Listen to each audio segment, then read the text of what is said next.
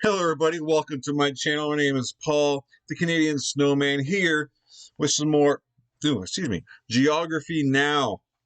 East Timor. Sorry if I'm pronouncing this wrong. Uh, but yeah, you guys are up, and I'm honest, I know nothing about your country or this country. So, yeah, it's your time to shine. The attention's all on you. Uh, to see what you guys have to offer. Let's see what Geography Now has in store for me, so I can, I can learn, take some information about your country. So, when someone asks me about you guys, hopefully I'll remember a couple of facts about you guys, because my memory is horrible. So I'm not going to remember everything, but you end up clinging on to something, right? So this is gonna be cool, and then to see, what you guys have to offer. So let's jump into it. And if you wouldn't mind, please put that like and subscribe button, guys. That helps me out. I really appreciate that. And let's jump into the video. Let's just get into it, guys. Let's get into it. All right. Dun, dun, dun. My computer's really slow. All right. Imagine Portugal is having a family reunion. You got the Brazilians dominating the conversation, Angola and Mozambique are off in the corner, and Cape Verde is joking around with Sao Tome and Principe. Okay. Then some random Asian dude walks in wearing a scarf, holding a guitar, and chewing on a betel nut. Welcome to the party, East Timor. Huh?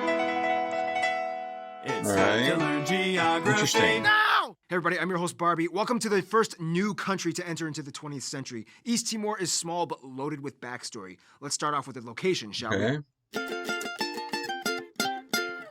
So first off, I know technically the country is called Timor-Leste, but just keep in mind the word Timor is derived from the Indo-Malay word for east, so when you say it that way, the country's name is actually East. However, if you really want to get into semantics, use the native Tetum name for East Timor, Timor Lorosae, which means the rising sun of the east. Okay, so first of all, East Timor is located in Southeast Asia, occupying the eastern portion of the largest and easternmost island in the Lesser Sunda Islands, Timor, which they share with Indonesia. Right at the convergence of the Banda, Savu, and Timor Sea, just a quick hop away from the northern coast of Australia, making East Timor the only Asian country to be completely located under the equator. In addition to the east side, they also occupy the Akusi municipality, which is an exclave surrounded by Indonesia's half of the Timor island. The country also contains the islands of Atauro and Joko. The country is divided into 13 municipalities, with the capital and largest port, Dili, located on the northeastern part of the country. Back to Akusi. You might be wondering why East Timor is split up this way and why they even have an exclave, or why they occupy the east side. Like, wouldn't it be easier if they just controlled the entire island of Timor? In the simplest way I can put it, Portugal came, but then the Dutch came, they drew lines, and the Dutch were like, bye, and then Indonesia came, and then Portugal was like, bye, and then things got real messed up for 2 decades until finally, yay, East Timor.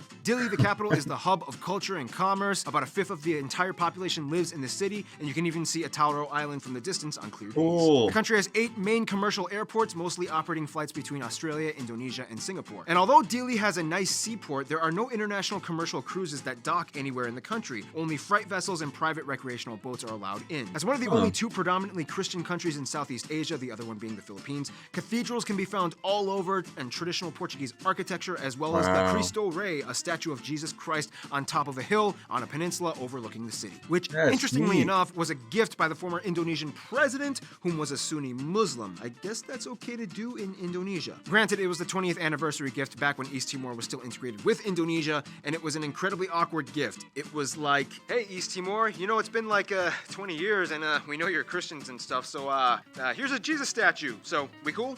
You do realize we hate being a part of you, right? Oh yeah, that thing. Well, I mean, you guys were like this close to being communists back in the 70s, and we couldn't have that, so. Just 5 years ago. Do you remember what happened at the graveyard in Delhi? Oh, but leave the statue. I kind of like it. Oh, East Timor. It's pretty funny though, because even though West Timor is like.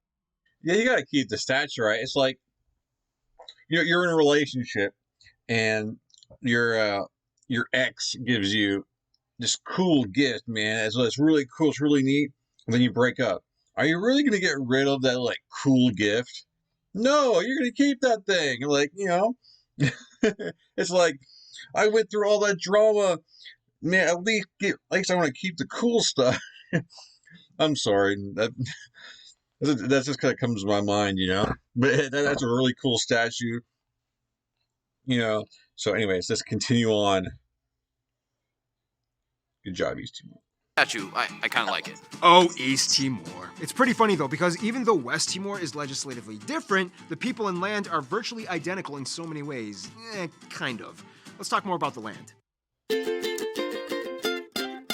East Timor has had many years of conflict, but an eternity of Southeast Asian tropical beauty. First of all, the country is predominantly mountainous, with the Ramlo mountain chain creeping across the spine of the island from the coasts to the border. The highest peak, Mount Tatamalau, located just south of Dili. Of course, located just a few degrees south of the equator, East Timor has a tropical humid climate that allows an abundance of flora and fauna to flourish in broadleaf forests with a rich undergrowth of shrubs and grasses. Most heavily in the first conservation area, the Nino Conis Santana National Park, a great spot for tourists that includes a ton of beautiful hiking spots and the largest lake, this thing. This is also home to quite a few species of mammals and birds and reptiles such as the Timor Shrew, the yellow-crested cockatoo, the Timor green pigeon, reticulated pythons, and the cuscus, not to be confused with couscous, although to be honest, I really can't tell the difference. Just wow, the similarities. Deforestation has been a huge problem in the past though, to clear way for farms, and on top of that, the island is subject to earthquakes and cyclones and tsunamis.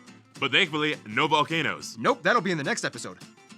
Economically, East Timor is really kind of struggling. I mean, they rank pretty low on the GDP index, and they have a heavily dependent market economy driven by coffee, oil, and sandalwood. Since independence, oil has made up most of the national budget, in return earning them the title given by the IMF as the most oil-dependent country in the world. However, it's weird because it's located in the Timor Gap, a spot that's kind of disputed with Australia. It was kind of awkward because it was like, all right, we found a ton of oil. Let's start drilling. But it's closer to me, though. Oh, well, hey, East Timor, didn't quite see you there. I'm kind of in a bit of a struggle.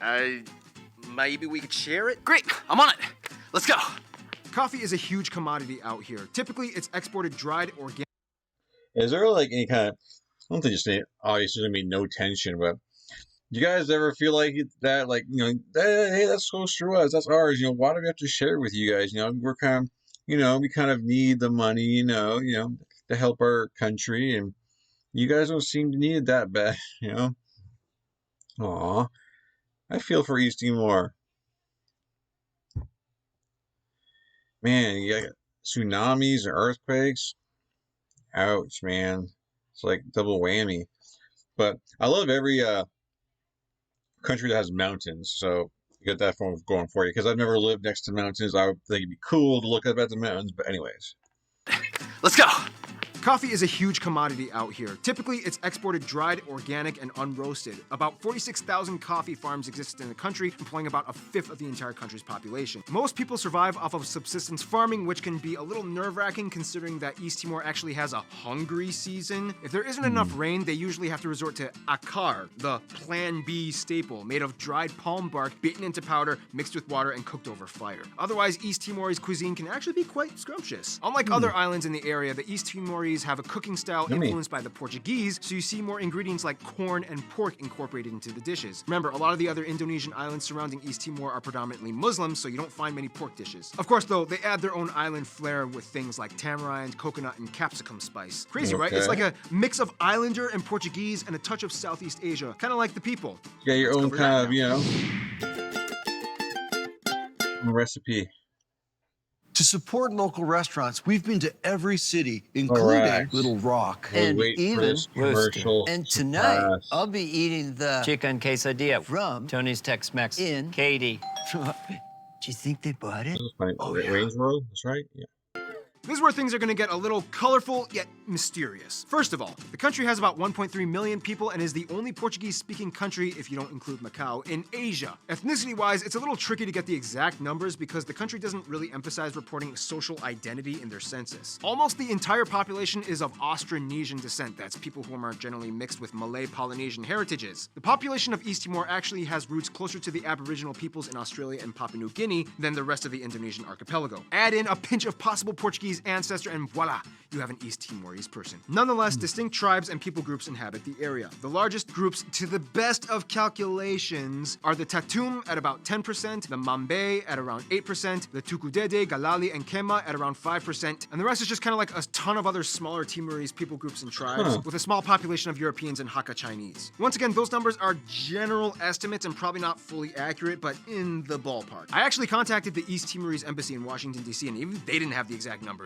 It's that complex. Just wait till you get to my episode. The country has 2 official languages, Portuguese and Tetum, a native language which actually has various dialects in itself. However, there are over 30 regional languages and dialects spoken throughout the country. To this day, Indonesian is considered a work language, whereas English is just starting to make its debut considering how much business potential lies in English speakers. Okay. Speaking of which, East Timor uses the US dollar as its currency. They do have their own centavo coins, however, those coins are actually minted in Portugal. Culture-wise, East Timor is kind of like a vibrant The US dollar as your currency? So you don't really don't have your own currency? How does that work? Oh. That's cool looking though. centavo coins, however, those coins are actually minted in Portugal. Culture-wise, East Timor is kind of like a vibrant blend of Islander, Portuguese, and Indo-Malay influences. You can see Islander rituals, clothing, dance, and handicrafts all over that are unique to the Timorese people. Okay, now this is where things are gonna get a little confusing. Let's talk a little bit about West Timor. West Timorese people have some similarities, yet there's a reason why they deliberately choose to stick with Indonesia. For one, just like East Timor, the entire East Nusa Tenggara province of Indonesia is predominantly Catholic. Unfortunately, though, this is kind of where the similarities end. Although both are Catholic, West Timor speaks Indonesian and predominantly comes from the Uwab Meto speaking tribe that is actually quite different from the rest of the island peoples. This, in conjunction with a higher economic index, is partially the reason why West Timor never really decided to join East Timor in making a single Timor country. Money and language are powerful things. Nonetheless, the 2 sides of the island still find ways to cooperate as they do with other parts of the world. A transition! East Timor is kind of new to the game of self-sovereignty, but they definitely don't go at it alone. First of all, they get along with other Portuguese-speaking countries. Brazil, although far away, likes to follow up once every so often, and as a sister city to Dili, Macau is like the other Asian sibling that East Timor occasionally gets to see once a year. Despite the past drama, Indonesia still does good business with East Timor, and about 50% of all exports come from Indonesia. They've moved on, and they're kind of cool now. Their best friends, though, would have to be Portugal and, surprisingly, Mozambique. Portugal has always held ties with East Timor even after they left in the 70s, and today, Portugal hosts quite a few Timorese citizens, likewise Portuguese in Timor. Mozambique is like the cool friend that they met when they were both colonies. As the closest African Lusophone country, they shared culture and ties for centuries. Many political leaders have actually lived in exile in Mozambique, including President José Ramos Horta and former Prime Minister Mari Alkatiri. In conclusion, East Timor, or Timor-Leste, or Timor-Lorosae, has held on fiercely to its Portuguese roots and is proof that sometimes culture in itself is enough to stand up and stand out. Stay tuned! Ecuador is coming up next. You guys definitely have a lot of culture. I'm curious to how much tourism you guys get. Like, I guess like all like the crafts, I've seen there, and definitely some interesting food. I'm curious on that front. And in like any video, I always like to think if you live there, just leave a comment saying that you live there. That'd be cool, because in a less known countries, it's more, it's cool to kind of see people from these countries, who watch this video. Obviously, like if I do like the U.S., there's definitely a better chance of someone, from the U.S. watching this video if I was doing a U.S. video than, East Timor, because, it's a smaller country. So I always think it's neat that, like, you just get some feedback by, the people who live there. But anyways, I hope you liked this video, guys. Please hit the like and subscribe if you haven't. Another interesting country. And, way over there by Australia. Okay. Definitely interesting. And, I'll catch you guys in future videos. I hope you guys continue to follow along while I do every video in alphabetical order. I keep getting questions. Can you do this country? Can you do this country? Like, I'm gonna do all the countries. Just give me time. But I'm doing alphabetical order. So, and there's that. But anyways, guys, thank you for watching. I appreciate you guys are awesome. Hope you guys are having a great day or great evening, whatever's going on with you guys right now. And I'll definitely catch you guys in future videos. Peace.